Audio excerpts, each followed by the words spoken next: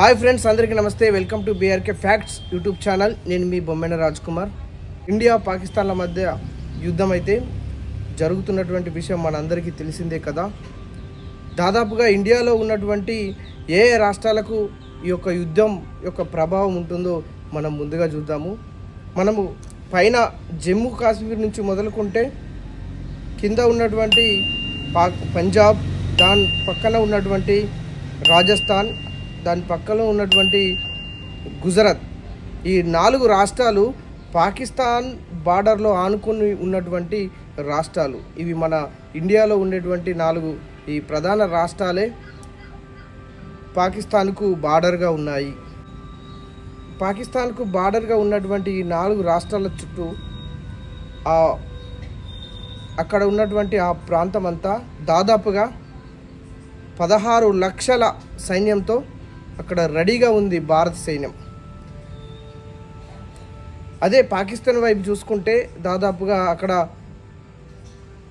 కేవలం 6 లక్షల ఆర్మీ మాత్రమే ఉంది. ఇక్కడ భారత్లో 16 లక్షల సైన్యం ఉంటే పాకిస్తాన్లో కేవలం 6 లక్షల సైన్యం మాత్రమే రెడీగా ఉంది. సో ఇదంతా ఇప్పుడు ఈ 2 ఇండియా మరియు పాకిస్తాన్ మధ్య జరుగుతున్నటువంటి యుద్ధంలో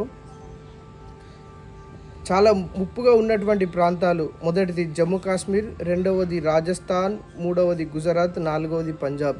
ఈ 4 రాష్ట్రాలు ఇప్పుడు ముప్పు ఉన్నటువంటి రాష్ట్రాలుగా మనం చెప్పుకోవచ్చు. ఓకే, ఇక్కడ ఇంకోటి ఏంటంటే ఈ యుద్ధంలో భారత్కు పాకిస్తాన్కు అండగా నిలుస్తూ పవర్ఫుల్ సపోర్ట్ ఇస్తున్నటువంటి కొన్ని దేశాలు అయితే ఉన్నాయి. ముందుగా మన భారత్కు వచ్చేసరికి అయితే దాదాపుగా 4 దేశాలు పూర్తి స్థాయిలో పవర్ఫుల్ మద్దతు ఉన్నాయి. మొదటిది అమెరికా, రెండవది ఫ్రాన్స్, మూడవది ఇజ్రాయెల్, నాలుగవది Russia. America, France, Israel, Russia ఇవి 4 చాలా పెద్ద దేశాలు, చాలా పటిష్టమైనటువంటి ఆయుధ సామాగ్రి ఉన్నటువంటి దేశాలు. భారత్కు అన్ని విధాలుగా తోడ్పాటునిస్తూ నిలుస్తున్నటువంటి దేశాలు ఇప్పుడు ఈ భారత్కు అండగా ఉన్నాయి. ఇక అటువైపు పాకిస్తాన్కు వైపు వచ్చేసరికెళ్ళే పాకిస్తాన్కు మద్దతుగా పవర్ఫుల్గా మద్దతు ఇస్తూ నిలిచినటువంటి దేశాలు కేవలం 2 మాత్రమే. ఒకటి చైనా అయితే రెండవది తుర్కియాన్స్. సో ఈ చైనా అనేది చాలా పెద్ద దేశం. చైనా దగ్గర కూడా మంచి మంచి వెపన్స్ ఉంటాయి. చైనా కూడా పెద్ద ఎత్తున పాకిస్తాన్కు అండగా నిలుస్తుంది. పాకిస్తాన్ బార్డర్లో ఉన్నటువంటి రాష్ట్రాలు ఏవైతే ఉన్నాయో అటు జమ్మూ కానీ, పంజాబ్ కానీ, రాజస్థాన్ కానీ, గుజరాత్ కానీ ఇవన్నీ చాలా ఇప్పుడు ముప్పు ప్రాంతాలుగా ఉన్నటువంటి రాష్ట్రాలు మన దేశంలో. కాబట్టి ఈ రాష్ట్రాలను దాటి ఇటు వచ్చే అవకాశం లేదు. ఎందుకంటే దేశం బార్డర్లో దాదాపుగా పాకిస్తాన్కు మరియు ఇండియాకు మధ్య ఉన్నటువంటి బార్డర్లో మన దేశ సైనికులు దేశ సరిహద్దుల్లో దాదాపు 16 లక్షల సైన్యము అక్కడ రెడీగా ఉంది. కేవలం అక్కడ పాకిస్తాన్లో మాత్రం కేవలము 6 లక్షల సైన్యంతో మాత్రమే ఉన్నారు. కాబట్టి వాళ్ళు ఇటు దాటొచ్చేటువంటి ప్రయత్నం అయితే చేసి ఉండకపోవచ్చు.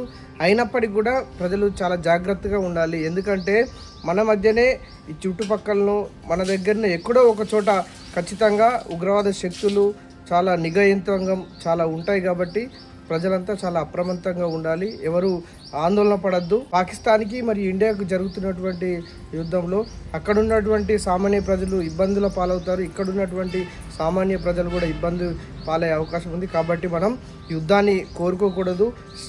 ప్రభుత్వాలకు విన్నపం ఏంటంటే యుద్ధంతో ఏది సాధించలేము. శాంతి చర్చలతో మాత్రమే సమస్యను పరిష్కారం చేసుకోవచ్చు. కాబట్టి ప్రభుత్వాలు వెంటనే ముందుకొచ్చి శాంతి చర్చలకు తావు చేసుకునే విధంగా చర్చ చేసుకోవాలని మనస్ఫూర్తిగా కోరుకుంటున్నాము. యుద్ధం విధ్వంసాన్ని సృష్టిస్తుంది. యుద్ధం అనేక విధాలుగా ఇబ్బంది పెడుతుంది. యుద్ధం మానవ వినాశనానికి దారితీస్తుంది. కాబట్టి యుద్ధాన్ని కోరుకోవడం చాలా తప్పు. ఓకే ఫ్రెండ్స్, మనమంతా కలిసి యుద్ధాన్ని వ్యతిరేకిద్దాం. Thank you for watching. నేను మీ Bommena Raj Kumar. Watch for more videos. Please subscribe my BRK facts YouTube channel. Thank you to all.